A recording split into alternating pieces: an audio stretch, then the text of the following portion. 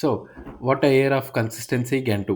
Like when I started, முதல்ல start பண்ணும்போது, இப்போ நான் இந்த ரன்னிங்கை பற்றியோ இல்லை இந்த யூடியூப்பை பற்றியோ பெருசாக திங்க் பண்ணது கிடையாது. லைக் ஒரு பேசிக் பிரின்சிபல் பிளான் என்னென்னா, டெய்லி ஏதாச்சும் ஒன்று பண்ணணும். டெய்லி ஒரு ரன் ஓடணும்.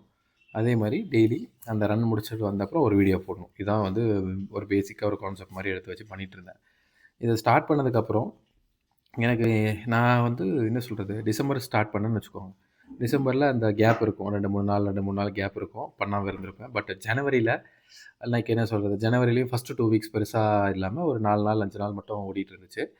பட் அது முடிஞ்ச அப்புறம் இப்போ இந்த ஜான் ஃபெப் அந்த மாதிரி பார்த்தீங்கன்னா, ஜான் 25லேருந்து பார்த்தீங்கன்னா ரெகுலராக டெய்லி ரன்னு டெய்லி வீடியோ அந்த மாதிரி போயிட்டுருக்கு.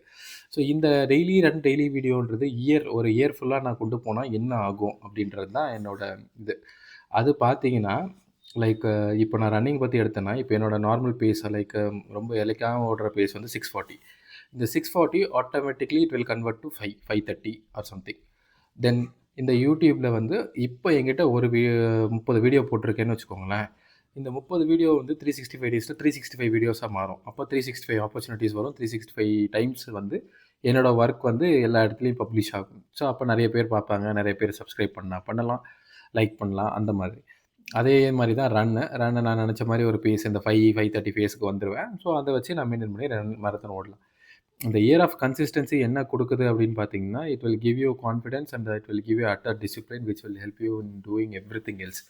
ஏன்னா நான் இந்த 1 மந்த்தாக இந்த ரன்னிங்கும் இந்த இதுவும் மட்டும் தான் பண்ணுறேன். மேபி லைக் இன்னும் ஒரு மாதம் கழிச்சு போனால் அது கூட இன்னொன்று ஆட் பண்ணுவேன். இந்த மணி சேவ் பண்ணுறதை ஆட் பண்ணுவேன். அதுக்கப்புறம் இன்னும் கொஞ்சம் இதுக்கு அப்புறம் போச்சுன்னா லேர்னிங் ஸ்கில் ஆட் பண்ணுவேன். லைக் லாங்குவேஜ் லேர்ன் பண்ணுறதோ, இல்லை டைப்பிங் கற்றுக்கிறதோ, இல்லை வாட் புது ஸ்கில்ஸை வந்து லேர்ன் பண்ணணும்னு நினைக்கிறேனோ அதை பண்ணுவேன்.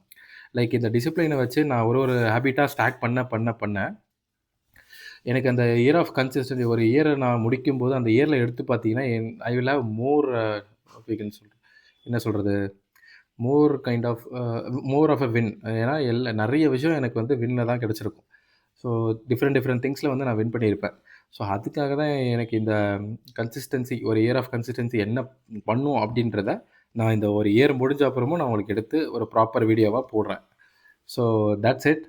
So try to be consistent. Always do everything with discipline and consistency. So that's it. Be happy, be strong, peace.